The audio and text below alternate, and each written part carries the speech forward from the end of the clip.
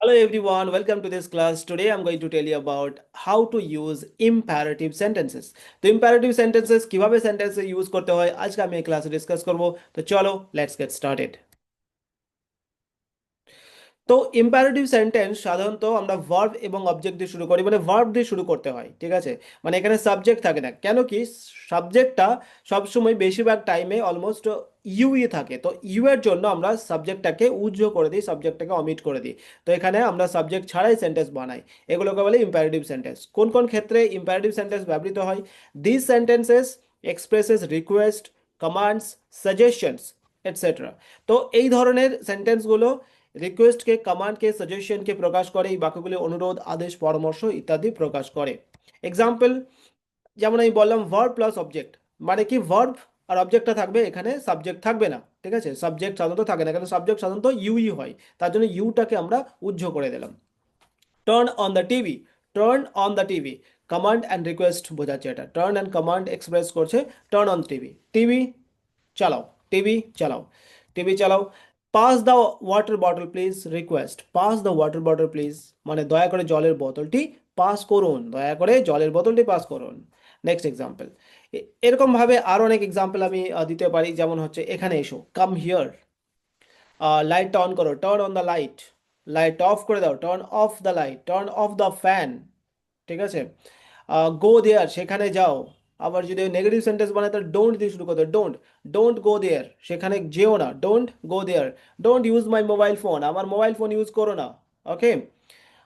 Don't take my laptop, আমার laptop নিও না, right.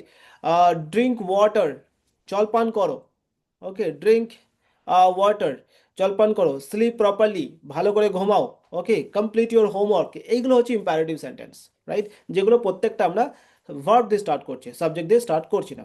Now next type of imperative sentence, you can say these are kind of special cases, imperative with subject. Subject দিয়েও কিন্তু আমরা imperative sentence বানাতে পারি। সেগুলো কেমন? সাধারণত যখন আমরা আদেশসূচক বাক্য ব্যবহার করি তখন আমরা বিষয় বা সাবজেক্ট ব্যবহার করি না, কারণ বিষয়টি স্পষ্টতই তুমি। তবে কখনো কখনো বিষয়টি পরিষ্কার করতে আমরা বিষয় বা সাবজেক্ট ব্যবহার করি। তার মানে কি হলো, যে কখনো কখনো আমরা জোর দিয়ে বলার জন্য, আমি কাকে বলছি সেটা জোর দিয়ে বলার জন্য আমি সাবজেক্ট ব্যবহার করব। অ্যান্ড সেখানে হয়তো সাবজেক্টটা ইউ না হতে পারে, যেখানে সাবজেক্টটা অনলি ইউ সেখানে আমরা উজ্জ্ব রাখছি, বাট যেখানে সাবজেক্টটা ইউ না হয় অন্য অন্য কোনো সাবজেক্ট ব্যবহার করছি সেখানে আমরা সাবজেক্টটা মাঝে মাঝে মেনশন করি, স্পেশালি জোর দেওয়ার জন্য, ঠিক আছে। যেমন ক্লাসরুমে, আমার ক্লাসরুমে অনেক স্টুডেন্ট আছে, তো আমি এখন বলতে পারি লুক অ্যাট দ্য বোর্ড, বোর্ডের দিকে তাকাও, এরকম বলা যেতে পারে, লুক অ্যাট দ্য বোর্ড। বা আমি এটা বলতে পারি এভরিবডি, সবাই সবাই, everybody look at the board, সবাই তোমরা বোর্ডের দিকে দেখো। তো everybody look at the board, তাহলে এভরিবডি একটা কমা, লুক অ্যাট দ্য বোর্ড, এইভাবেও আমরা কিন্তু ইম্পারেটিভ সেন্টেন্স বানাতে পারি, ওকে। আবার লুক অ্যাট দ্য বোর্ডও বলতে পারি, এভরিবডিটা লাগালাম জোর দেওয়ার জন্য, তাই না।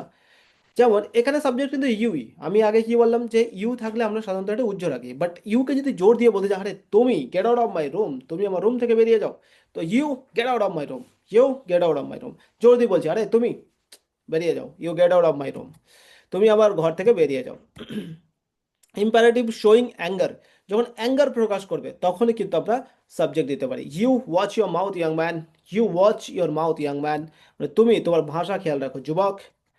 You shut up, don't talk to me like that, you shut up, মানে তুমি চুপ করে থাকো, you shut up don't talk to me like that.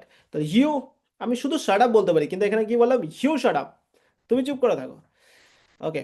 তো এইভাবে অলওয়েজ, নেভার, এভার, এটার সাথেও আমরা কিন্তু ইম্পারেটিভ সেন্টেন্স ব্যবহার করতে পারি। যেমন always remember who is your boss, always remember who is your boss, মনে রাখো, সবসময় মনে রাখবে কে তোমার বস, ওকে, সবসময় মনে রাখো তোমার boss K.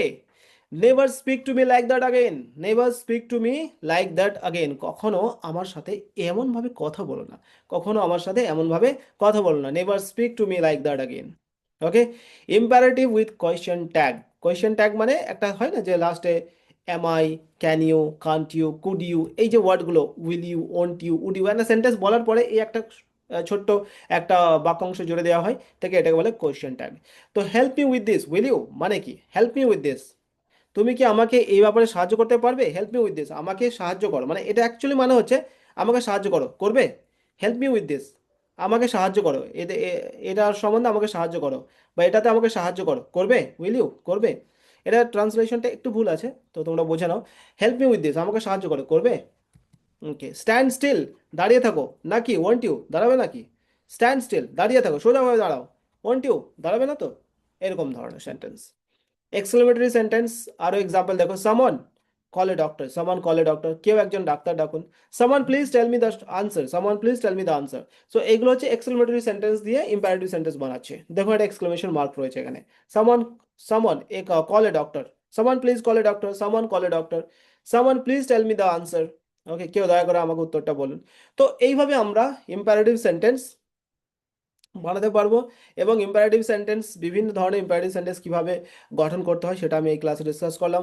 I hope you enjoyed the video and see you in the next lesson. Bye then, take care, tata.